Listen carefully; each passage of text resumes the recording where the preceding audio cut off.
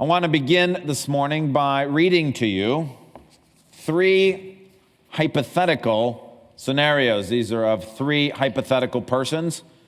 I have made them up myself. But listen to these 3 people, and I want to ask you a question about each one of them. First person, we're going to call him Jack. Jack was baptized as a baby, and he made profession of faith when he was 13 years old. Jack's attended church off and on for most of his life. He worked hard at his job, treated his wife pretty well, and raised 3 kids.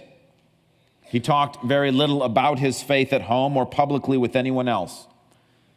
He never engaged in any real study of the Bible or times of prayer outside of prayer before meals, which his wife usually led.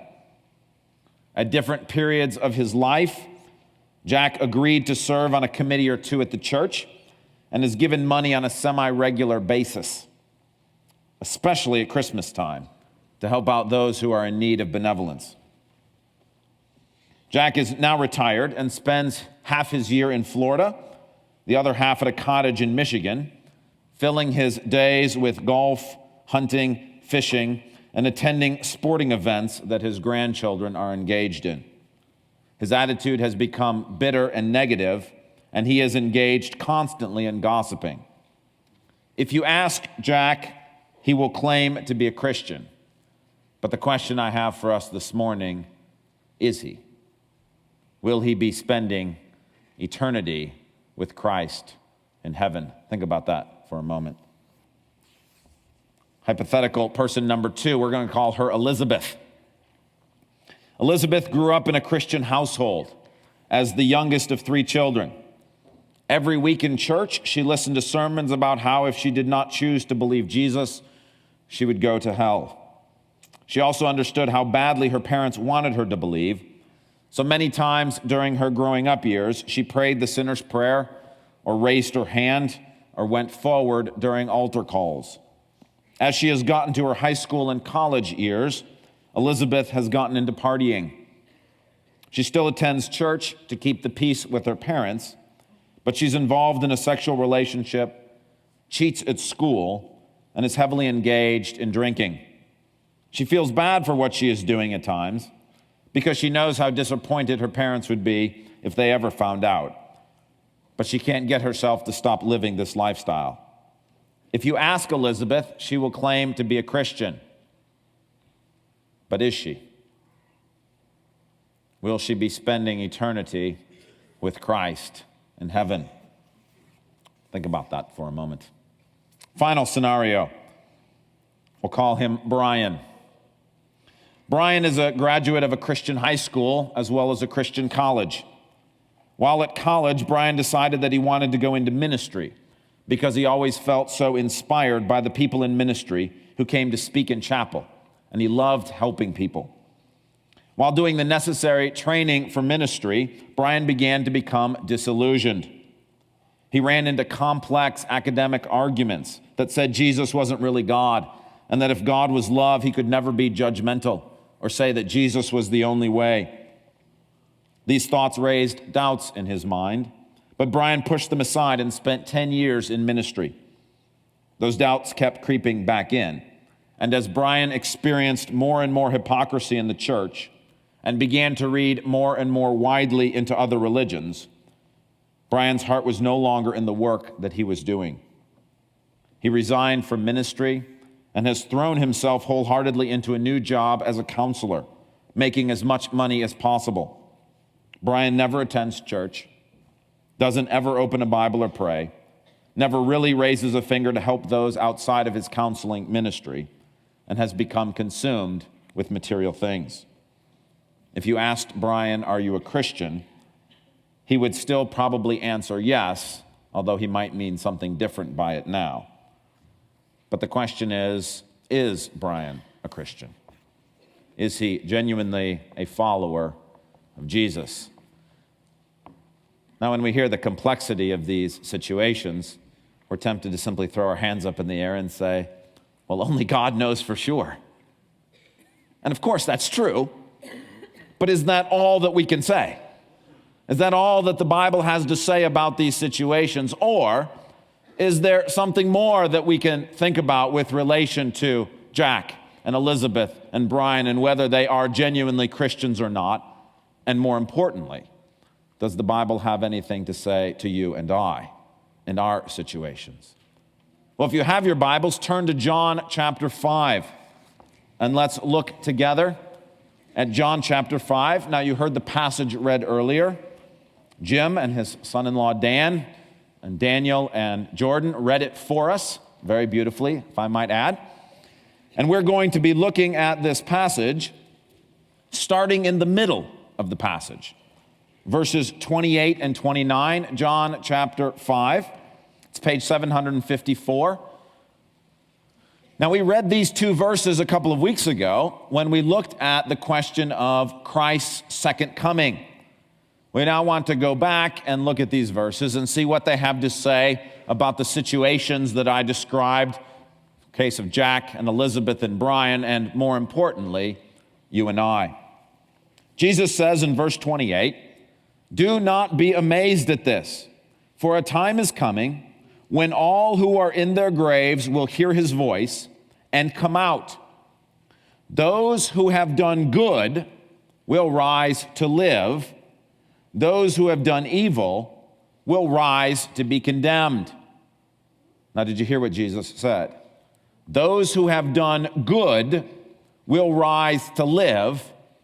Those who have done evil will rise to be condemned. Now the question is, why doesn't Jesus say, those who believe will rise to live, and those who do not believe will rise to be condemned? Isn't that what we would expect him to say? I mean, after all, John is the gospel of belief. It's about believing in Jesus. Every week in our benediction we say, these things are written that you might believe that Jesus is the Christ, the Son of God, and that by believing, you may have life in his name. In fact, look at verse 24 in our same passage. "I tell you the truth, whoever hears my word and believes him who has sent me has eternal life and will not be condemned. He has crossed over from death to life." Now we're more comfortable with that, aren't we? We're more comfortable with verse 24. So why in verse number 29 does Jesus say, those who do good will rise to live, and those who do evil will rise to be condemned? Well, the answer to that question is found in understanding the broader context of what's going on in John chapter 5. If you remember last week, we heard the story of Jesus healing a man who had been paralyzed for 38 years. Well, John 5 continues that story because we recognize that Jesus instigated that healing on a Sabbath. And this raised a controversy with some Jewish leaders that Jesus wanted to raise a controversy with, because they were stuck in a mindset thinking that they were right with God, when in reality they weren't. And so Jesus heals this man on the Sabbath. And we pick up the story in verses 16 to 18. It says, "So because Jesus was doing these things on the Sabbath, the Jews persecuted him. Jesus said to them, 'My Father is always at his work to this very day, and I too am working.' For this reason, the Jews tried all the harder to kill him. Not only was he breaking the Sabbath, but," and here's the more substantial charge, "he was even calling God his own Father, making himself equal with God." The context of John chapter 5 is that Jesus is making a claim about who he is, that he is equal with God the Father. And as he goes through what he says in John 5, Jesus is attempting to substantiate that claim. He doesn't simply make the claim in a vacuum. He offers three pieces of evidence or three testimonies to the validity of the claim. Now, the most important testimony, the one that receives the most emphasis in this passage, is the one that Jesus first introduces in verse number 17. Look what he says. "My Father is always at his work to this very day, and I too am working. Look at verse 19. Jesus gave them this answer, I tell you the truth. The Son can do nothing by himself. He can do only what he sees his Father doing, because whatever the Father does, the Son also does. And look over at verse 36. I have testimony weightier than that of John. What Jesus means is that John the Baptist was testifying that Jesus was indeed equal with God. And Jesus says, that's good, but I've got a piece of evidence that's stronger than that. Stronger than the fact that John the Baptist is testifying. Look what it is. For the very work that the Father has given me to finish, and which I am doing currently, testifies that the Father has sent me. Jesus is making the claim that he is equal with God, and his validation for that claim, the verification of it, is the fact that he's doing the same work that God the Father is doing, and that he's doing it in the same way that his Father does his work. That's Jesus' claim, or evidence of his claim that he's making. Now, the work that God has assigned him to do, Jesus says in this passage, is especially two things: to give life and to judge. And it's in the context of Jesus as judge that he utters the words that we're trying to figure out. Jesus says, when I come again as judge, those who have done good will rise to life. Those who have done evil will rise to be condemned. You see, in John chapter 5, Jesus is making a claim about his relationship with God. When we claim to be Christians, we're also making a claim about a relationship with God. It's not the exact same claim. Jesus is claiming to be equal with God. But when we claim to be Christians, we're claiming to be children of God. It's a claim. John chapter 5 is telling us that Jesus' claim is a verifiable claim. That when he says, I'm equal with God, we're not supposed to simply throw our hands up in the air and say, well, only God could know for sure if that's true. It's a justifiable, verifiable, evidential claim. So too, when we claim to have a relationship with God, that's a verifiable claim. We don't just throw our hands up in the air and say, well, only God knows for sure. There is evidence. Jesus says the strongest piece of evidence that supports his claim regarding his relationship with his Father is that he's doing the work the Father assigned him to do. And he's doing it in the same way that the Father does his work. So too, when we claim to be Christians, the strongest piece of evidence that verifies our claim is when we are doing the work the Father assigns to us. And we're doing it in the way that the Father himself does his work. That's why Jesus says those who are doing good will rise to live, and those who are doing evil will rise to be condemned. The theology of John 5 that holds it all together is that Jesus' claim is verifiable by the works that he does. And our claim to be believers in Jesus is also a verifiable claim. Verified on the basis of the things that we're doing. How many of you remember growing up, have ever heard the question sort of asked in an evangelistic context? If you were to die today and stand before God, and he were to say to you, why should I let you into heaven?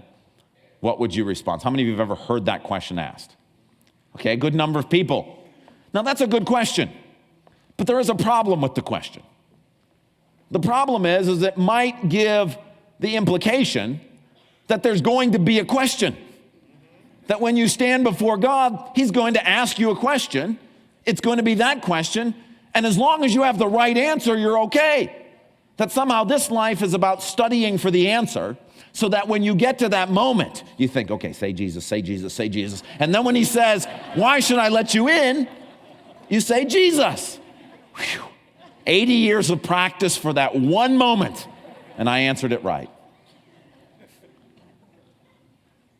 Well, I have sad news. There's not going to be a question. The question is being answered right now. We're currently answering that question. The things that we do in this life are verifying our claim to be a Christian. By the time we get to heaven, by the time we stand before God, it's too late. We already gave our answer. And Jesus is saying is those who do good are giving the answer that they genuinely believe. And those who do evil are testifying that they don't. And God lets us into heaven not on the basis of what we've done. It's surely on the basis of our belief. But the evidence that our claim to be Christians is a verifiably true claim, that rides on what we do. Are we doing the work that God the Father has given us to do? Which reminds me of a second question I used to hear growing up in Christian circles. How many of you have heard this one?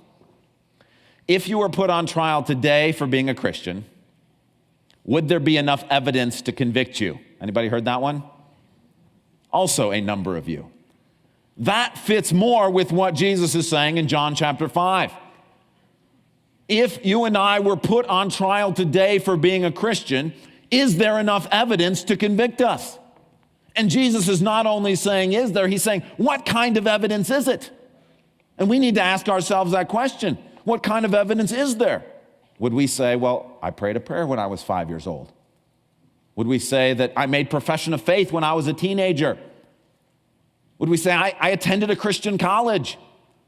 What evidence would we marshal? Would we say 20 years ago I served on a committee at the church? Jesus is saying the strongest piece of evidence is none of those things. It's what are you currently doing today? Are you doing the work that your Father has assigned you to do? And are we doing it in a way that He does His work? That's the strongest piece of evidence to verify our claim as to whether we are Christians or not. So what about Jack?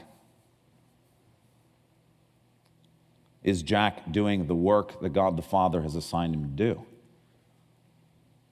Did the Father give him the assignment of being bitter and negative and gossiping? Did the Father give him the assignment to spend all his waking moments on leisure time activities? Is that what God the Father's doing? Does he look anything like God the Father? What about Elizabeth? Did the Father assign her the job of flagrantly disobeying the rules that He's given to her? Is the Father engaged in unfaithful and immoral activity, giving no regard to anyone else? Is that from God? Is that what God's asked her to do? What about Brian? Did God the Father give him the assignment of jettisoning his faith because of his doubts? God the Father tell him to go after material gain at all cost? Is that what God's doing? Does he look anything like God in heaven?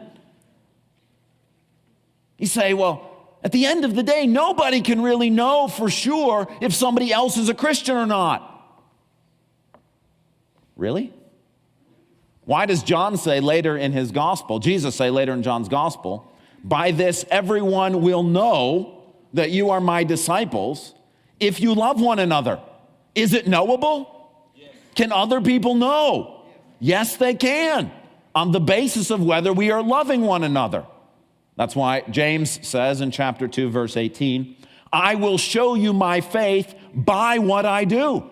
That it's possible to show another person that you have faith, to say, look, my claim to be a Christian is a verifiable claim. And how do you do that? It's by what you do. Amen. It's why Paul says in 2 Corinthians chapter 13, I already gave you a warning when I was with you the second time. I now repeat it while absent. On my return, I will not spare those who sinned earlier or any of the others. Examine yourselves to see whether you are in the faith. Test yourselves.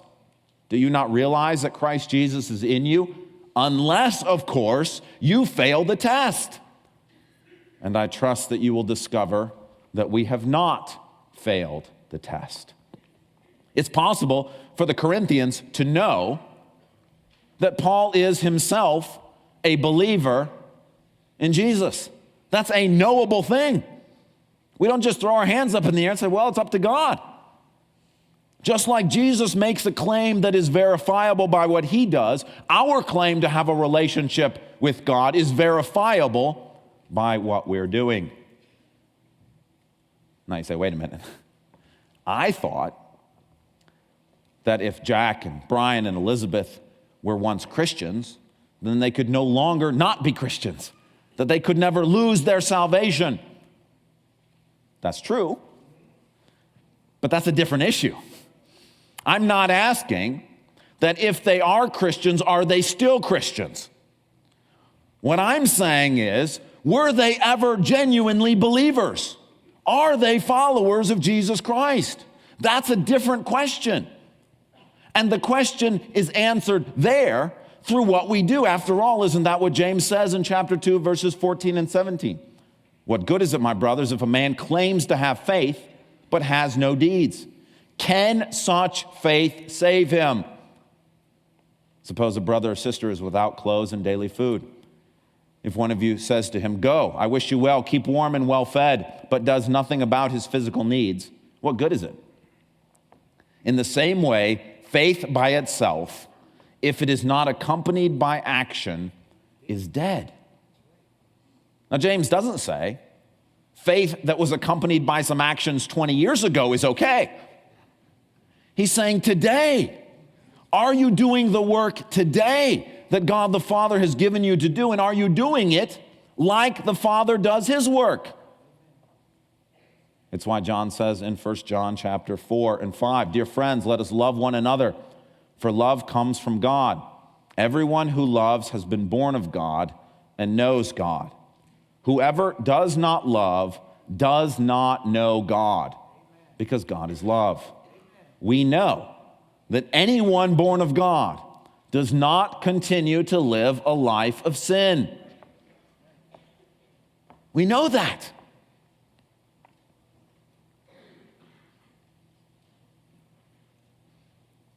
See, the point that Jesus is making in John chapter 5 is that you and I can claim all day long that we are believers. We can look to something we did 20 years ago, a piece of paper we signed, a statement that we made. He's saying the strongest piece of evidence for whether or not you and I are genuinely believers is, are we doing the work that our Father in heaven has assigned us to do? And are we doing it in the way he does his work? See, the problem for Jack and Elizabeth and Brian is that their claim to be Christians is an argument from silence. They may or may not be Christians. It is true that ultimately only God would know in their cases. But one thing that is absolutely certain is that they can have no confidence, no assurance that they are, because they're not doing the work the Father has assigned them to do. And they're not doing it the way he does his work. The real answer to the question when they're asked, are you a Christian, should be, I don't know. And neither does anyone else. True assurance only comes when we're doing the work that the Father has assigned us to do. Now, what are we to do with this teaching? This is a hard teaching. This is a difficult thing. I would prefer not to have to talk about this. But this is what Jesus has to say. And he's very clear that there are going to be people, there are guaranteed going to be people who show up on the day of judgment, who think Jesus is going to invite them in, and he's not. And he says, will there not be people who say, Lord, Lord, to whom Jesus says, I will turn and say, I do not know you. And because of the reality of this, that Jesus says those who are currently doing good will rise to live, and those who are doing evil, no matter what they say about who they are or whether they're Christian or not, the evidence is in what they're doing. It's not the basis. But how do we know we're not fooling ourselves when we say we're Christians? Jesus says, if you're doing the work of the Father in heaven. So if you're here this morning, perhaps you know a Jack or an Elizabeth or a Brian. It might be a family member. It might be a friend. What are you to do? Well, the encouragement that I have for you is don't stop praying for them. The psychologically easier thing to do is to assume they must be Christians because it makes us feel better inside. All I would tell you is keep praying for their salvation. They may come back to Christ or they may come to Christ, but they need Christ. Don't stop sharing this message with them. You see, I debated about whether to preach this now because it's Christmas time. It'd be nice to have a happy message.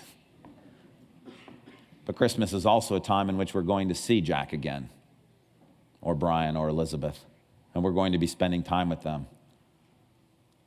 And our desire is going to be, let's not ruffle any feathers, let's not make any waves. But at the end of the day, if they think they're Christians and they're not, that's a pretty important thing. Is there a way for you, as you're praying for them and thinking through them, to begin to share with them the message that Jesus shares with us? See, the reason he shared it with us is so that we might share it with them. That's right. That's right. Will there be anything sadder than someone who genuinely thought that because they said a few words when they were 6 years old, or because they did something 20 years ago, that their eternal destiny is set on one course only to find out that it's not? God's saying any claim to be a Christian is a verifiable claim. You can know. You don't have to wait to find out. You can know today. And maybe there's some of you here who are Jack or Elizabeth or Brian. My encouragement to you is what Paul said to the Corinthians. Test yourself. Examine yourself to see whether you're in the faith or not. This is a knowable thing.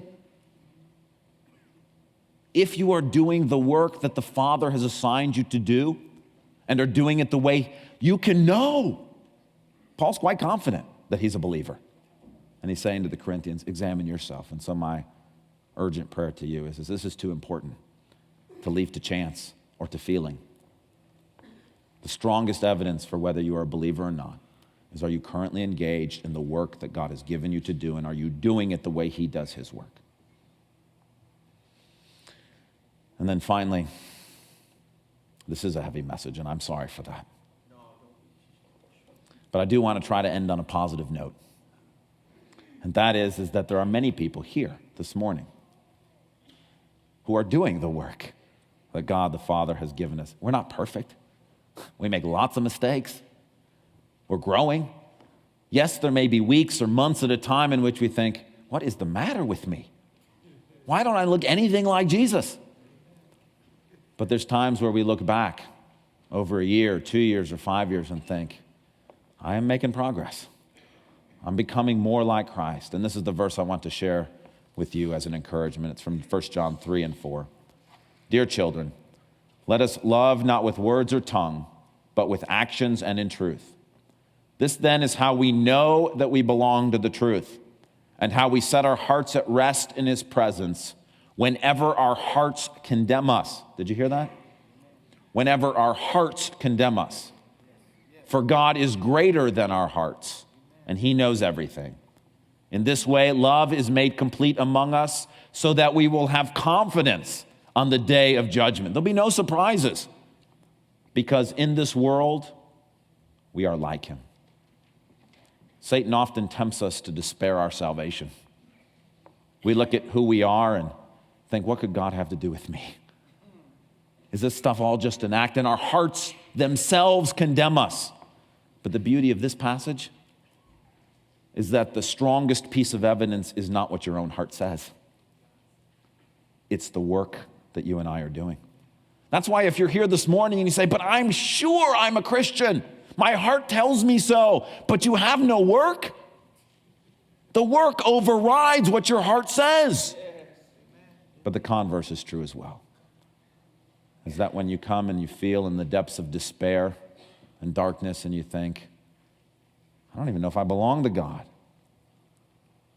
When we find ourselves doing the work that the Father has given us to do, those works trump our feelings when it comes to verifying the claim that we're believers in Jesus.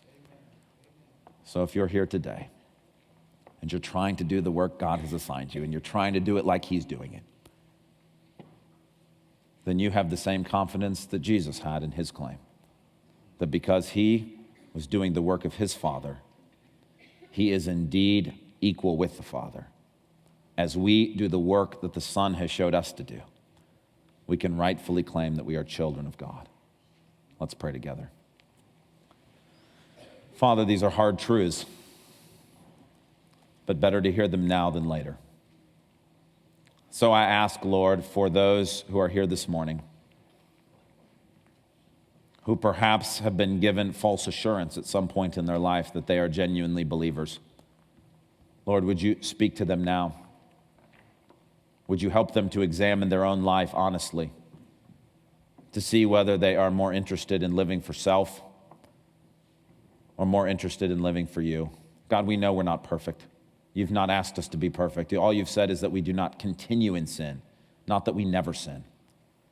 And so I pray that you would help each person who's willing to honestly ask that question. Give them an honest answer, Lord. I pray for those of us here who know a Jack or an Elizabeth or a Brian. Lord, a message like this is painful to listen to. We want so badly to simply assume that they're Christians, but perhaps, Lord, our prayers for them or our willingness to speak to them might be what causes them to actually come to faith. And for those who might be here who have spent years in the church thinking that they are believers, Lord, would you now open their minds and hearts that they might know if they're not? God, I close in prayer by asking that those who are here who are genuinely your children, for whom Satan has gone after their minds, telling them to doubt, would you allow them to hear today the assurance that they're trying to do the work you've given them to do, and therefore they can have full confidence that on the day of judgment they will rise to live. Jesus, it's in your name that we pray. Amen.